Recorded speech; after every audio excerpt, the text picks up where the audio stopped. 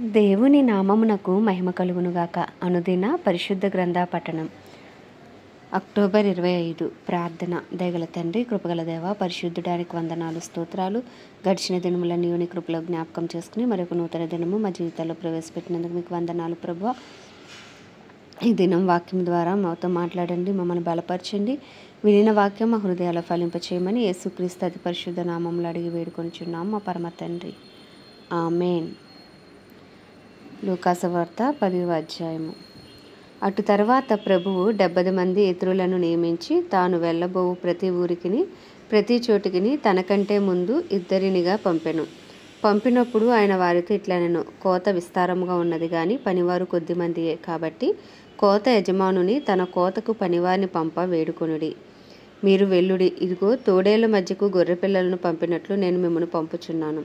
మీరు సంచినైనను జాలినైనను చెప్పులనైనను తీసుకొని పోవద్దు. త్రోవలో ఎవరినైనను కుశల ప్రశ్నలు అడగవద్దు. మీరు ఏ ఇంటినైనను ప్రవేశించినప్పుడు ఈ ఇంటికి సమాధానమగుగాక అని మొదట చెప్పుడి. సమాధాన పాత్రుడు అక్కడ ఉండిన ఎడల మీ సమాధానం అతని మీద నిలుచును, లేని ఎడల అది మీకు తిరిగి వచ్చును. వారు మీకు ఇచ్చు పదార్థములను తినుచు త్రాగుచు ఆ ఇంటిలోనే ఉండుడి. పనివాడు తన జీతమునకు పాత్రుడు. ఇంటింటికి తిరగవద్దు. మరియు మీరు ఏ పట్టణంలోనైనా ప్రవేశించినప్పుడు వారు మిమ్మల్ని చేర్చుకుంటే మీ ముందర పెట్టునవి తినుడి. అందులో ఉన్న రోగులను స్వస్థపరచుడి. దేవుని రాజ్యం మీ దగ్గరకు వచ్చి ఉన్నదని వారితో చెప్పుడి. మీరు ఏ పట్టణంలోనైనా ప్రవేశించినప్పుడు వారు మిమ్మల్ని చేర్చుకొనకపోయిన ఎడల మీరు దాని వీధులలోనికి పోయి మా పాదములకు అంటిన మీ పట్టణపు ధూళిని కూడా మీ ఎదుటనే దులిపివేయుచున్నాము. అయినను దేవుని రాజ్యము సమీపించి ఉన్నదని తెలుసుకొనుడని చెప్పుడి.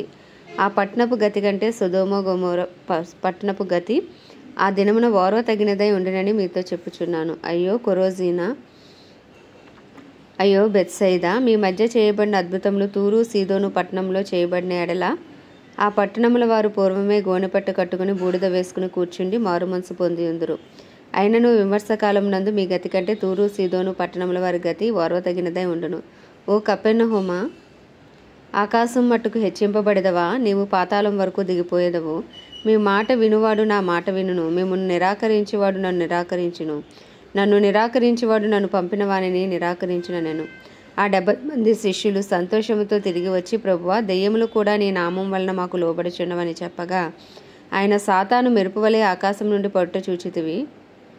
ఇదిగో పాములను తేళ్లను త్రొక్కుటకును శత్రువు బలవంతటి మీదను మీకు అధికారము అనుగ్రహించి ఉన్నాను. ఏదియు మీకు ఎంత మాత్రమును హాని చేయదు. అయినను దెయ్యములు మీకు లోబడుచున్నవని సంతోషింపక మీ పేరులు పరలోకమందు వ్రాయబడి ఉన్నవని సంతోషించుడని వారితో చెప్పాను. ఆ గడియలోనే యేసు పరిశుద్ధాత్మయందు బహుగా ఆనందించి, తండ్రి, ఆకాశమునకును భూమికిని ప్రభువా, నీకు జ్ఞానులకును వివేకులకును ఈ సంగతులను మరుగు చేసి పసిబాలురకు బయలుపరిచినావని నిన్ను స్తుతించుచున్నాను. అవును తండ్రి, అలాగు నీ దృష్టికి అనుకూలమాయను. సమస్తమును నా తండ్రి చేత నాకు అప్పగింపబడి ఉన్నది. కుమారుడెవడో తండ్రి తప్ప మరెవడు ఎరుగడు. తండ్రి ఎవడో కుమారుడెవనికి ఆయనను బయలుపరిచినో ఉద్దేశించినో వాడును తప్ప మరెవడును ఎరుగడని చెప్పాను. అప్పుడు ఆయన తన శిష్యుల వైపు తిరిగి, మీరు చూచుచున్న వాటిని చూచు కన్నులు ధన్యములైనవి. అనేక మంది ప్రవక్తలను రాజులను మీరు చూచుచున్నవి చూడగోరి చూడకయు వినగోరి వెనకయు ఉండిరని మీతో చెప్పుచున్నానని ఏకాంతమందు వారితో అనెను. ఇదిగో ఒకప్పుడు ధర్మశాస్త్రోపదేశకుడు ఒకడు లేచి, బోధకుడా, నిత్య జీవనముకు వారసుడొకటకు నేనేమి చేయవలనని ఆయనను శోధించుచు అడిగాను. అందుకైన ధర్మశాస్త్రమందేమి వ్రాయబడి ఉన్నది, నీవేమి చదువుచున్నావని అతన్ని అడుగగా, అతడు, నీ దేవుడైన ప్రభువుని నీ పూర్ణ హృదయముతోనూ నీ పూర్ణ మనస్సుతోనూ నీ పూర్ణ శక్తితోనూ నీ పూర్ణ వివేకముతోనూ ప్రేమింపవలననియు నిన్ను వలె నీ పొరుగువారిని ప్రేమింపవలననియు వ్రాయబడి ఉన్నదని చెప్పాను.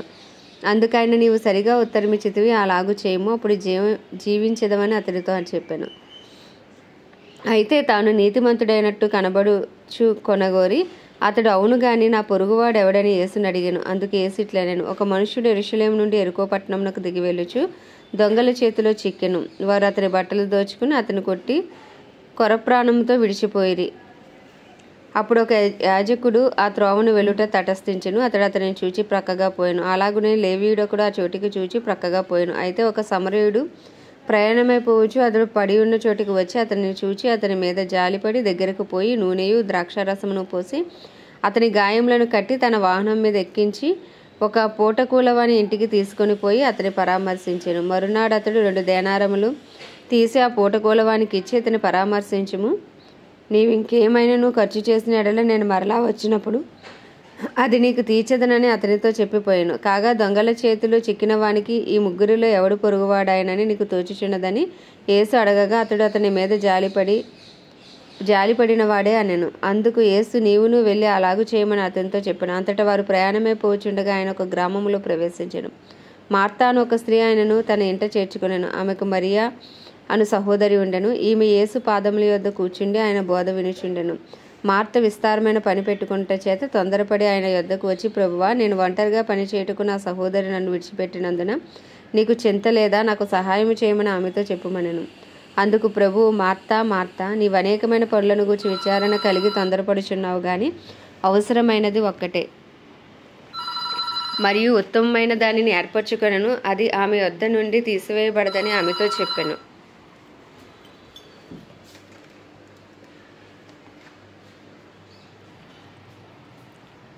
అందుకు ప్రభువు, మార్తా మార్తా, నీవు అనేకమైన పనులను గూర్చి విచారణ కలిగి తొందరపడుచున్నావు గాని అవసరమైనది ఒక్కటే. ప్రాచీన ప్రతులలో అవసరమైనవి కొన్ని అని పాఠాంతరము. మరియు ఉత్తమమైన దానిని ఏర్పరచుకొనెను, అది ఆమె యొద్ద నుండి తీసివేయబడదని ఆమెతో చెప్పెను. 11వ అధ్యాయము. ఆయన ఒక చోట ప్రార్థన చేయుచుండెను. ప్రార్థన చాలించిన తర్వాత ఆయన శిష్యులలో ఒకడు, ప్రభువా, యెహోవా తన శిష్యులకు నేర్పినట్టుగా మాకును ప్రార్థన నేర్పమని ఆయనను అడిగాను. అందుకు ఆయన, మీరు ప్రార్థన చేయనప్పుడు, తండ్రి, నీ నామము పరిశుద్ధపరచబడునుగాక, నీ రాజ్యము వచ్చునుగాక, మాకు కావలసిన అనుదినాహారము దినదినము మాకు దయచేయము, మేము మాకు వచ్చి ఉన్న ప్రతి వారిని క్షమించుచున్నాము గనుక మా పాపములను క్షమించుము, మమ్మల్ని శోధనలోనికి తేకుము అని పలుకబడినని వారితో చెప్పెను. మరియు ఆయన వారితో ఇట్లనెను, మీలో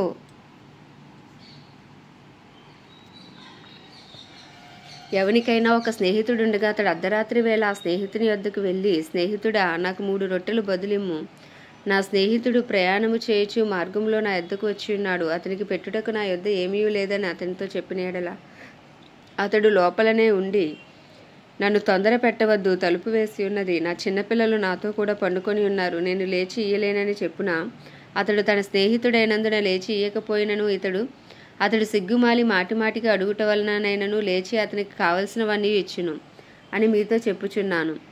అటువలే మీరును అడుగుడి మీకు ఇయ్యబడును, వెదుకుడి మీకు దొరుకును, తట్టుడి మీకు తీయబడును, అడుగు ప్రతివానికి ఇయ్యబడును, వెతుకువానికి దొరుకును, తట్టువానికి తీయబడును అని మీతో చెప్పుచున్నాను. మీలో తండ్రి అయిన వాడు తన కుమారుడు చేపనడిగితే చేపకు ప్రతిగా పామునిచ్చిన, గుడ్డునడిగితే తేలునిచ్చిన, కాబట్టి మీరు చెడ్డవారయుండి మీ పిల్లలకు మంచి ఈవులని ఎరిగి ఉండగా పరలోకమందున్న మీ తండ్రి తన్ను అడుగువారికి పరిశుద్ధాత్మను ఎంతో నిశ్చయంగా అనుగ్రహించుననెను. ఒకప్పుడు ఆయన మూగదెయ్యమును వెళ్ళగొట్టుచుండెను. ఆ దెయ్యం వదిలిపోయిన తర్వాత మూగవాడు మాట్లాడెను గనుక జనసమూహములో ఆశ్చర్యపడెను. అయితే వారిలో కొందరు, వీడు దెయ్యములకు అధిపతి అయిన బయల్జెబూలు వలన దెయ్యములను వెళ్ళగొట్టుచున్నాడని చెప్పుకొనిరి. మరికొందరు ఆయనను శోధించుచు పరలోకము నుండి ఒక సూచక క్రియను చూపుమని ఆయన అడిగిరి. ఆయన వారిలో ఆలోచనలు ఎరిగి వారితో ఇట్లనెను, తనకు తానే వ్యతిరేకంగా వేరుపడిన ప్రతి రాజ్యమును పాడైపోవును, తనకు తానే విరోధమైన ఇల్లు కూలిపోవును. సాతానును తనకు వ్యతిరేకంగా తానే వేరుపడిన ఎడల వాని రాజ్యం ఎలాగు నిలుచును. నేను బయల్జెబూలు వలన దెయ్యములను వెళ్ళగొట్టుచున్నానని మీరు చెప్పుచున్నారే. నేను బయల్జెబూలు వలన దెయ్యములను వెళ్ళగొట్టుచున్న ఎడల మీ కుమారులు ఎవని వలన వెళ్ళగొట్టుచున్నారు? అందుచేత వారే మీకు తీర్పరులై ఉందురు. అయితే నేను దేవుని వ్రేలుతో దెయ్యములను వెళ్ళగొట్టుచున్న ఎడల నిశ్చయముగా దేవుని రాజ్యం మీ వద్దకు వచ్చి ఉన్నది. బలవంతుడు ఆయుధములు ధరించుకుని తన ఆవరణమును కాచుకున్నప్పుడు అతని సొత్తు భద్రముగా ఉండును. అయితే అతని కంటే బలవంతుడైన ఒకడు అతని పైబడి జయించినప్పుడు అతడు నమ్ముకొనిన ఆయుధములన్నిటికీ లాగుకొని అతని ఆస్తిని పంచిపెట్టును. నా పక్షమున ఉండనివాడు నాకు విరోధి, నాతో సమకూర్చని వాడు చెదరగొట్టువాడు.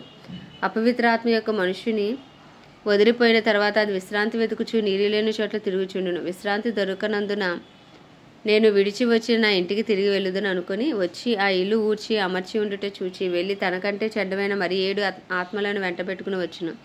అవి అందులో ప్రవేశించి అక్కడినే కాపురం ఉండును. అందుచేత ఆ మనుష్యుని కడపటి స్థితి మొదటి దానికంటే చెడ్డదగునని చెప్పాను. ఆయన ఈ మాటలు చెప్పుచుండగా ఆ సమూహంలోనున్న ఒక స్త్రీ ఆయనను చూచి, నిన్ను మోసిన గర్భమును నీవు కుడిచిన స్తనములను ధన్యములైనవని కేకలు వేసి చెప్పగా ఆయన, అవును గాని దేవుని వాక్యం విని దానిని గైకొని వారు మరిధన్యులని చెప్పాను. మరియు జనులు గుంపులుగా కూడినప్పుడు ఆయన ఇలాగూ చెప్పసాగాను, ఈ తరము వారు దుష్టతరము వారై ఉండి సూచక్రియ అడుగుచున్నారు. అయితే యోనాను గూర్చిన సూచక్రియే గాని మరి ఏ సూచక్రియయు వీరికి అనుగ్రహింపబడదు. యోనా నినేవే పట్టణస్థులకు ఎలాగూ సూచనగా ఉండెను, అలాగే మనుష్య కుమారుడును ఈ తరము వారికి సూచనగా ఉండును. దక్షిణ దేశపు రాణి విమర్శకాలమును ఈ తరము వారితో కూడా లేచి వారి మీద నేరస్థాపన చేయును. ఆమె సొలొమోను జ్ఞానం వింటకు భూమ్యాంతంలో నుండి వచ్చెను. ఇదిగో సొలొమోను కంటే గొప్పవాడిక్కడ ఉన్నాడు. నినేవే మనుషులు విమర్శకాలమున ఈ తరము వారితో కూడా నిలవబడి వారి మీద నేరస్థాపన చేయుదురు. వారు యోనా ప్రకటన విని మారుమనసు పొందిరి. ఇదిగో యోనా కంటే గొప్పవాడిక్కడ ఉన్నాడు. ఎవడును దీపమును వెలిగించి చాటు చోటనైనను కొంచెము కిందనైనను పెట్టడు గాని లోపలికి వచ్చి వారికి వెలుగు కనబట్టుకే దీపపు స్తంభం మీదనే పెట్టును. నీ దేహమునకు దీపము నీ కన్నే గనక నీ కన్ను తేటగా ఉంటే నీ దేహమంతయు వెలుగుమయమై ఉండును. అది చెడినదైతే నీ దేహమునకు చీకటిమయమై ఉండును. కాబట్టి నీలో నుండి వెలుగు చీకటి ఉండకుండా చూచుకొనుము. ఏ భాగమైనను చీకటి కాక నీ దేహమంతయు వెలుగుమయమైతే దీపము తన కాంతి వల్ల నీకు వెలుగిచ్చినప్పుడు ఎలాగుండునో అలాగే దేహమంతయు వెలుగుమయమై ఉండునని చెప్పెను. ఆయన మాట్లాడుచుండగా ఒక పరిసయ్యుడు తనతో కూడా భోజనం చేయమని ఆయనను పిలువగా ఆయన లోపలికి వెళ్ళి భోజన పంక్తిని కూర్చుండెను. ఆయన భోజనమునకు ముందుగా స్నానము చేయలేదని ఆ పరిసయ్యుడు చూచి ఆశ్చర్యపడాను. అందుకు ప్రభు ఇట్లనెను, పరిసయ్యులైన మీరు గిన్నెయు పళ్ళెమును వెలుపల శుద్ధి చేయుదురు గాని మీ అంతరంగము దోపుతోనూ చెడుతనముతోనూ నిండి ఉన్నది. అవివేకులారా, వెలుపలి భాగమును చేసినవాడు లోపటి భాగమును చేయలేదా? కాగా మీకు కలిగినవి ధర్మము చేయడి, అప్పుడు మీ కన్నీయు శుద్ధిగా ఉండును. అయ్యో పరిసయ్యులారా, మీరు పుదీనా సదాపా మొదలైన ప్రతి కూరలోనూ 10వ వంతు చెల్లించుచున్నారే గాని న్యాయమును దేవుని ప్రేమను విడిచిపెట్టుచున్నారు. వాటిని మానక వీటిని చేయవలసి ఉన్నది. అయ్యో పరిసయ్యులారా, మీరు సమాజ మందిరంలో అగ్రపీఠములను సంత వీధులలో వందనములను కోరుచున్నారు. అయ్యో మీరు కనబడని సమాధుల వలె ఉన్నారు, వాటి మీద నడుచు మనుషులు ఎరుగరనెను. అప్పుడు ధర్మశాస్త్రోపదేశకుడు బోధకుడా, ఇలాగు చెప్పి మమ్మను కూడా నిందించుచున్నావా అని ఆయనతో చెప్పగా ఆయన, అయ్యో ధర్మశాస్త్రోపదేశకులారా, మోయసఖ్యము కాని బరువులను మీరు మనుషుల మీద మోపుదురు గాని మీరు ఒక వ్రేలితోనైనను ఆ బరువులను ముట్టరు. అయ్యో మీ పితరులు చంపిన ప్రవక్తల సమాధులను మీరు కట్టించుచున్నారు. కావున మీరు సాక్షులై మీ పితరుల కార్యములకు సమ్మతించుచున్నారు. వారు ప్రవక్తలను చంపిరి, మీరు వారి సమాధులు కట్టించుదురు. అందుచేత దేవుని జ్ఞానము చెప్పినదేమనగా, నేను వారి వద్దకు ప్రవక్తలను అపోస్తలులను పంపుదును. వారు కొందరిని చంపుదురు, కొందరిని హింసింతురు. కాబట్టి లోకము పుట్టినది మొదలుకొని అనగా హేబేలు రక్తం మొదలుకొని బలిపీఠమునకు మందిరమునకును మధ్యను నశించిన జకర్యా రక్తం వరకు చిందింపబడిన ప్రవక్తలందరి రక్తము నిమిత్తము ఈ తరము వారు విచారింపబడుదురు. నిశ్చయముగా ఈ తరము వారు రక్తము నిమిత్తము విచారింపబడుదరని మీతో చెప్పుచున్నాను. అయ్యో ధర్మశాస్త్రోపదేశకులారా, మీరు జ్ఞానమును తాళపు చెవిని ఎత్తుకొని పోతిరి, మీరును లోపల ప్రవేశింపరు, ప్రవేశించే వారిని అడ్డగింతురని చెప్పాను. ఆయన అక్కడి నుండి వెళ్ళినప్పుడు శాస్త్రులను పరిసయ్యులను ఆయన మీద నిండా పగపట్టి ఆయన మీద నేరం మోపవలనని ఉండి ఆయన నోటి నుండి వచ్చే మాటనైనను పట్టుకొంటకు పొంచి వెతుకుచు చాలా సంగతులను గూర్చి ఆయనను మాట్లాడింపసాగిరి. ఆమేన్. దేవుడి పరిశుద్ధ వాక్యము మన వినికిడిలో దీవించును గాక. ప్రార్థన. దయగల తండ్రి, కృపగల దేవ, పరిశుద్ధుడా, నీకు వందనాలు, స్తోత్రాలు. జీవాధిపతి, న్యాయాధిపతి, మృత్యుంజయుడా, మహాగణుడా, మహిమాగణతకు అర్హుడా, యోగ్యుడా, పూజ్యుడా, కృపను చూపుటకు ఐశ్వర్యవంతుడా, కృపా సత్య సంపూర్ణుడా, నీకు వందనాలు, స్తోత్రాలు చెల్లించుకుంటున్నాం ప్రభు. ఉదయకాలంలో నీ పాద సన్నిధికి వచ్చాం అయ్యా. మా అపరాధములు, మా పాపములు, మా దోషములు, మా అతిక్రమములను నీ సన్నిధిలో ఒప్పుకొని చుండగా నీ పరిశుద్ధ రక్తంతో మమ్మల్ని అందరినీ కడగండి, పవిత్రపరచండి, పరిశుద్ధపరచండి. నీ ముందు నిందారహితంగా అయ్యా నిలవబెట్టండి. నీ సన్నిధి కాంతి మా మీద ప్రకాశింపచేసి నీ ముఖ కాంతిని అయ్యా మా మధ్యన నివసింపచేయమని వేడుకొంచున్నాం ప్రభా. నీకు వందనాలు. మా కుటుంబస్తుల పాపం సైతం దయతో క్షమించండి అయ్యా. మా బంధువులు, మా స్నేహితులు, మా ఇరుగు పొరుగు అందరినీ జ్ఞాపకం చేసుకోండి. మా పట్టణాన్ని రక్షించండి. మా పట్టణంలో ఒక ఉజ్జీవాన్ని రగిలించమని వేడుకొంచున్నాం ప్రభా. అయ్యా దైవజనులందరి కొరకు ప్రార్థిస్తున్నాం. దైవజనులందరిపై నీ కృప కలుగును గాక. వారు ధైర్యంతో వాక్యమును పొందించి అనుకూల సమయంలో వారికి అనుగ్రహించండి. వారి రాకపోకలని కాపుదల భద్రత ఉంచండి. నీ మహిమేశ్వరంలో వారి ప్రతి అవసరము తీర్చమని వారిని వారి కుటుంబాలను నీ రక్త ప్రోక్షణ కింద ఉంచమని వేడుకొంచున్నాం. క్రైస్తవులందరినీ రూపాంతరపరచండి ప్రభా. నీ రూపులోకి మార్చిపోండి. దినదినము నీకు సమీపంగా వచ్చే కృపను దయచేయండి. డినామినేషన్స్ భేదములు తొలగించండి. బుద్ధి కలిగిన కన్యకలు, సిద్ధులలో నూనె కలిగిన వారే ఉండినట్లు క్రైస్తవులందరినీ నాయన అభిషేకంతో నింపమని ప్రార్థిస్తున్నాం. అయ్యా నీకే వందనాలు స్తోత్రాలు. ప్రపంచ దేశంలో అన్నిటి కొరకు ప్రార్థిస్తున్నాం. వాటి పరిపాలిస్తున్న రాజులు నాయకులు వారి కింద పనిచేస్తున్న అధికారులకు నీ కృపనివ్వండి ప్రభా. నీతి న్యాయంతో పరిపాలించడం కావాల్సిన బుద్ధి జ్ఞాన వివేకములను అనుగ్రహించండి. ప్రపంచవ్యాప్తంగా అందరికీ సువార్త అందించబడినట్లు నీ కృపను విస్తరింపచేయండి. ఇంకను సువార్త అందని గ్రామాలు ప్రాంతాలు పట్టణాలను పట్టుకున్నట్లు ఇంకను సువార్తికలను లేపమని ప్రార్థిస్తున్నాం. అయ్యా ప్రత్యేకించి మా భారతదేశం కొరకు ప్రార్థిస్తున్నాం. మా భారతదేశాన్ని పరిపాలిస్తున్న నాయన ప్రధానమంత్రి గారిని, ప్రెసిడెంట్ వైస్ ప్రెసిడెంట్లను, గవర్నర్లను, ముఖ్యమంత్రులను, ఎమ్మెల్యేలు, ఎంపీలను, వారి కింద పనిచేస్తున్న అధికారులు, ఐఏఎస్ ఐపీఎస్లు మీ హస్తాలకు అప్పచెప్పుకుంటున్నాం. నీతి న్యాయంతో పరిపాలించడానికి కావాల్సిన జ్ఞానము దయచేయండి. నీ చిత్తం వారి ద్వారా జరిగించండి. నీ రాజ్యం వారి ద్వారా కట్టించండి ప్రభువా. వారిని మీరు బలపరిచి వాడుకోండి. ఆయా భారతదేశంలో ఇంకనూ సువార్తను విస్తరింపచేయండి. సువార్తకు విరోధంగా రూపించబడుతున్న ప్రతి ఆయుధము యేసు నామములో లయమైపోవునుగా కానీ ప్రార్థిస్తున్నాం. భారతదేశంలో గొప్ప ఉద్యమం నిశ్చయంగా యేసు నామంలో రగులుకొనుగాక. భారతదేశ ప్రజల కన్నులు తెరవండి ప్రభా. ఆయా హృదయాలు తెరవండి నాయన. సువార్త కొరకు గృహాలు తెరవండి, చెవులను తెరవండి. నీ చిత్తం భారతదేశంలో జరిగించి నీ రాజ్యం స్థాపించమని యేసుక్రీస్తు అతి పరిశుద్ధ నామంలో అడిగి వేడుకొంచున్నాం మా పరమ తండ్రి. ఆమేన్. పరలోకమందున మా తండ్రి, నీ నామం పరిశుద్ధపరచబడుగాక, నీ రాజ్యం వచ్చునుగాక, నీ చిత్తం పరలోకంలో నెరవేర్చబడుచున్నట్లు భూమి అందరూ నెరవేర్చబడును గాక. మనదిన ఆహారం నేడు మాకు దయచేయం. అలా ప్రార్థన చేస్తున్నామని మేము క్షమించిన ప్రకారం మా ప్రార్థన క్షమించము. మమ్మల్ని శోధనలోకి తేక కీడు నుంచి తప్పించము. ఎందుకంటే రాజ్యము, బలము, శక్తి, మహిమయు నీవైనది. ఆమేన్. ప్రభుయేసు రక్తమే జయం, ప్రభుయేసు వాక్యమే విజయం, ప్రభుయేసు నామములో సంపూర్ణ విజయం కలుగును గాక.